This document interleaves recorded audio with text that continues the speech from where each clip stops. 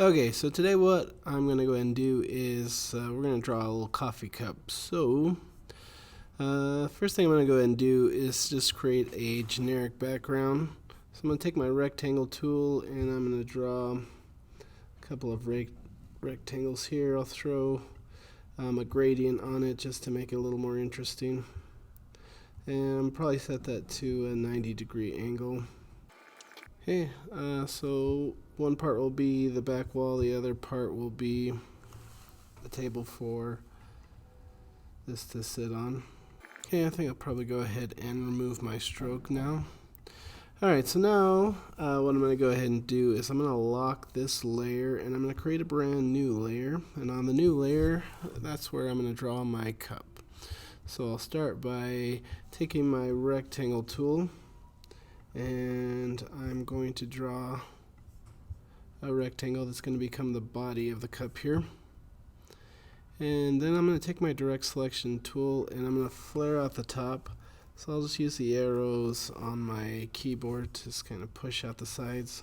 So click on the anchor point with your direct selection tool and adjust it as you want it to look.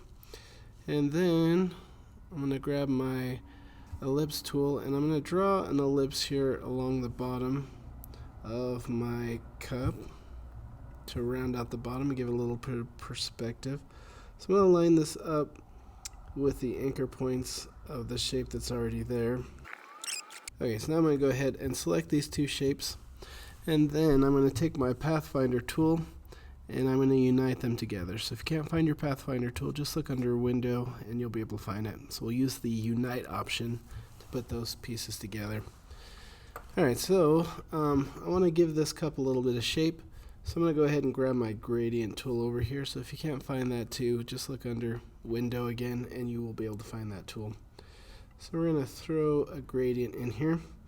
So I'm going to have it be white on in the middle and I'm going to make it kind of gray on the sides just to give this a little bit of a rounder shape and still have it look like a white cup. Okay, so now I've got the body here. Let's go ahead and start making the lid. Okay, so for the lid, I'm going to take my ellipse tool again and I'm going to draw an ellipse that's going to be a little bit bigger than the cup. So I'm going to go ahead and copy that by hitting Control C and then Control V to paste it. And I'm going to overlap the circle that's already there, but I'm going to leave a little gap in between the two circles. Then I'm going to grab my rectangle tool and I'm going to draw a rectangle and line it up with this bottom oval that I drew. Then I'll take my selection tool, I'm going to select the rectangle and the two ovals that I drew, and if you hold shift while you do that you can select the individual shapes without selecting everything. So I'm going to grab my Pathfinder tool again, and this time instead of dividing I'm going to unite, or instead of uniting I'm going to divide the shapes. So I'll hit divide, and then after I divide it I'm going to ungroup it, and after I ungroup it I'm going to go ahead and get rid of the extra stuff that I don't want. Okay, so I think just to make this a little bit easier for you to see, I'm going to go ahead and put a stroke around it.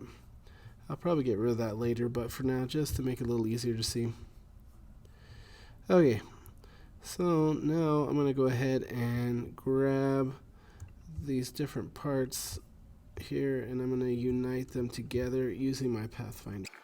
Okay, if you just hold shift and select the shapes that you want, then you can unite it. Looks like I've got a little bit of an extra piece here. I'll just get rid of that. Okay, so I'm going to take these two pieces and unite them together as well. Okay, so now I'm going to go ahead and create a little extra part here on top.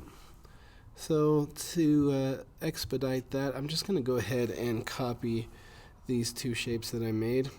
So I can select the two shapes, hit Control C, Control V, and then I'm going to shrink the size down. So if you hold shift while you shrink it, it won't distort your dimensions there. Okay, so let's stick that on there. And then I'm going to go ahead and take my direct selection tool and I'm going to grab this corner and push it in a little bit.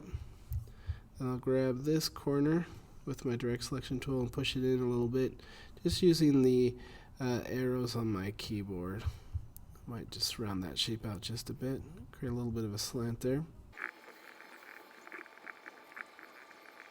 We're going to create a little dip inside there. So to create that little dip, what I'm going to do is I'm going to take my ellipse tool and I'm going to draw an ellipse here across there.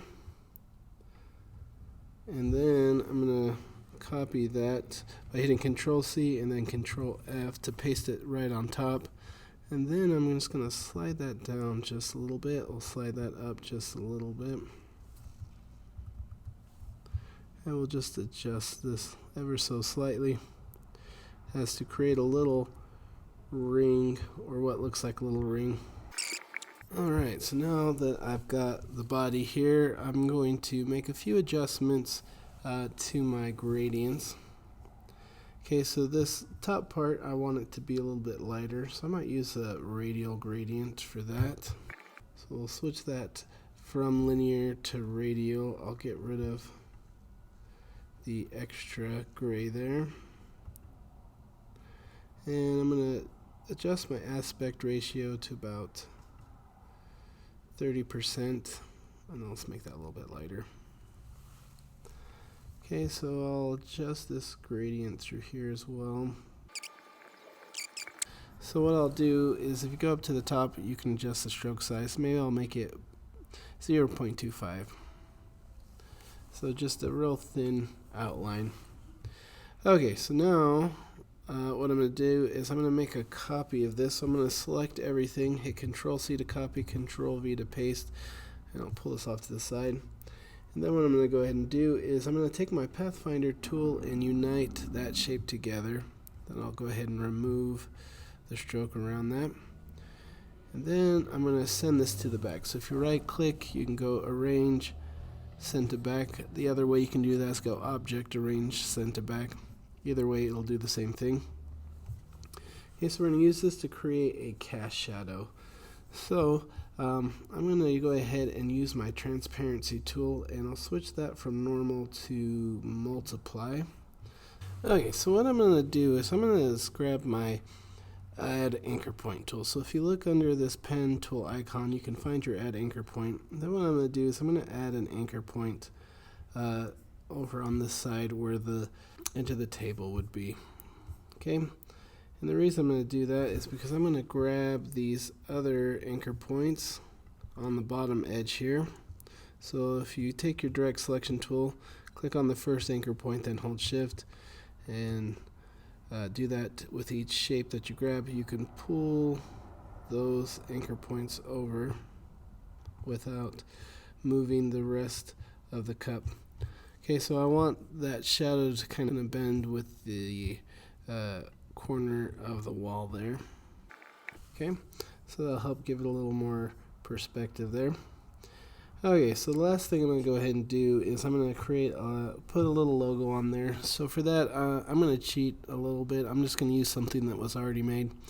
So let's go to my desktop here and grab this thing that was already created by somebody else. So what I'm then going to do is I'm going to do an image trace on this. So I'll do maybe a 3-color image trace, and then I'll go ahead and expand that. I can take my direct selection tool and select this white background, get rid of that, and then I'll just go ahead and shrink this down and place it on the surface of the cup here. And then what I'm going to do is if you select just by clicking not on the anchor point but just on the fill color itself, then you can go under select and we'll go to same and fill color. So it'll select all the parts that are green. The reason I'm going to do that is because I'm going to create a gradient on this. So I'll switch that to linear. And I'm going to create a little bit of a highlight in the center. So we'll have it green on the sides, and I'll have this kind of white area in the center. The last thing I'm going to do actually is I'm going to take my rounded rectangle tool. I'm going to draw a little rounded rectangle. We're going to warp that shape. So if you go under Effect, Warp, and we'll do Arc. And I'll create a little bit of a negative bend on there. We'll say about negative 7%. Everything else set to 0 on the horizontal option. Click OK. Then expand the appearance. And we'll just slide this up a little bit. And I'll just make that gray. Okay, so there we have it, our little coffee cup.